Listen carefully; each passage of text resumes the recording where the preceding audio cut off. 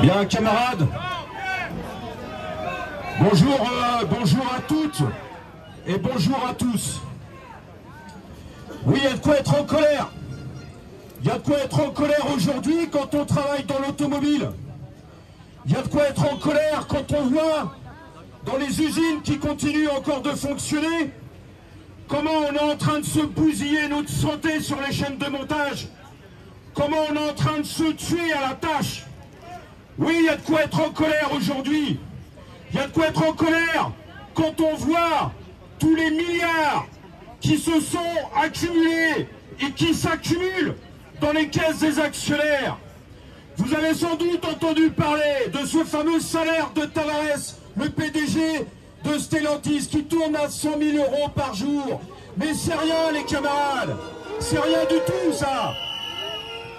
Le vrai chiffre qu'il faut retenir, c'est les dividendes qui ont permis collectivement aux actionnaires de Stellantis de tourner à 18,3 millions d'euros par jour, samedi, dimanche compris. Il est là le scandale. Il est là le scandale. Oui, il y a de quoi être en colère.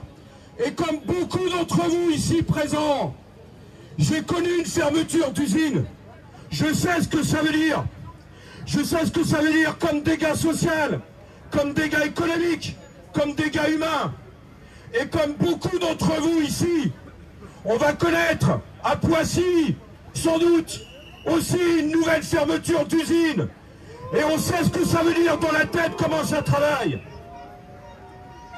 Oui, aujourd'hui, et ça date pas d'aujourd'hui, le patronat de l'automobile nous a déclaré la guerre, à nous les travailleurs, qu'on soit travailleurs de donneurs d'ordre, qu'on soit travailleurs de sous-traitants, d'équipementiers, qu'on soit en CDI, qu'on soit intérimaire, qu'on soit ouvrier, technicien, ingénieur ou cadre, les capitalistes de l'automobile nous ont déclaré la guerre. Ils nous ont déclaré la guerre parce qu'ils sont en guerre entre eux. Ils se mènent une guerre à mort. Ils nous ont fait croire que c'était à cause de l'électrique qui fermait les usines. Mais c'est complètement faux. Comment alors justifier la fermeture de MA France par Stellantis, qui n'a strictement rien à voir avec la production électrique? Ils nous font croire aujourd'hui que c'est à cause des travailleurs chinois qui ferment aujourd'hui les usines en France et en Europe. Mais c'est complètement faux. Ils se font une guerre à mort. Carlos Tavares nous a dit il y a déjà, avant le Covid, quelques années, mais c'était une phrase qui était lourde de conséquences. Il nous disait quand le marché automobile il n'augmente plus, il faut aller manger dans la gamelle des autres.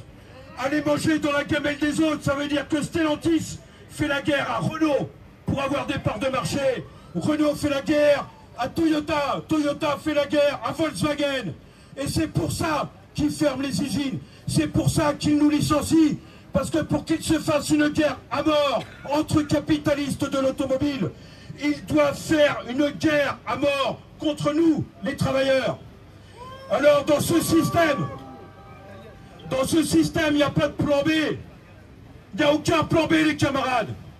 Ces patrons, ils se font la guerre entre eux parce que c'est la loi du marché, parce que c'est la loi du profit, parce que c'est la loi de la concurrence, parce que c'est ça le capitalisme. Et qu'aucune loi, aucun sauveur suprême à l'Assemblée nationale et aucun gouvernement ne nous sauvera des licenciements, ne nous protégera des fermetures d'usines. Alors oui, nous devons compter que sur nous-mêmes, en ayant conscience qu'en tant que travailleurs, nous avons des intérêts à défendre face à nos patrons, qu'on ne doit pas choisir le camp de son patron, qu'il soit français ou autre. Notre camp, c'est celui des travailleurs, c'est celui des ouvriers de l'industrie automobile. Et ce qu'on est en train de vivre aussi aujourd'hui dans l'industrie automobile, c'est vrai dans tous les secteurs de l'économie. Aujourd'hui, le patronat nous mène une guerre sans pitié. Alors il va falloir qu'on leur mène cette guerre sans pitié. Oui, il va falloir qu'on se prépare à se mobiliser, parce qu'il n'y a que nos luttes qui pourront nous protéger. Et il faut qu'on fasse tomber ces satanées frontières qui existent entre nous, entre donneurs d'ordre, et sous-traitants, équipementiers, tout ça, il faut le mettre par terre.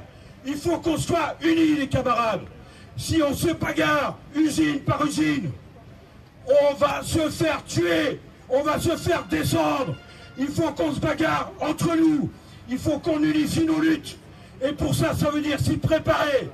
Et s'y préparer, ça veut dire prendre contact entre les uns et les autres. Ça veut dire agir ensemble. Mais agir pourquoi? Eh bien, face au licenciement, aucune usine ne doit fermer. Aucun emploi ne doit être supprimé. Oui, il faut imposer la répartition du travail entre tous. Il faut aller taper dans les caisses de ce grand patronat, de la famille Peugeot, des actionnaires de Renault, de Valeo et compagnie. Il faut aller taper dans leurs caisses pour prendre leurs profits qu'ils ont créés avec notre travail, avec les licenciements et avec les fermetures d'usines. C'est ça l'objectif, se donner des objectifs de lutte qui soient offensifs, qui soient unificateurs. Et on doit compter encore une fois que sur nous-mêmes. Alors oui, en face de nous, ils sont forts. Ils sont forts parce qu'ils ont le capital, parce qu'ils ont l'État avec eux, parce qu'ils ont la police, parce qu'ils ont l'armée, ils ont les médias. Mais nous, on a quelque chose de plus fort. On est des travailleurs, on est des ouvriers, on est des techniciens. Et sans nous, il n'y a pas de bagnole. Sans nous, il n'y a pas de bagnole. Et notre force, c'est qu'on est à la base de la création de la moindre richesse. On est à la base du fonctionnement de toute la société. Alors il faut avoir conscience de notre force collective et se préparer à leur faire la guerre. Voilà ce que je voulais dire, les camarades. Parce que notre force, la force des travailleurs, c'est la grève. La force des travailleurs, c'est la grève.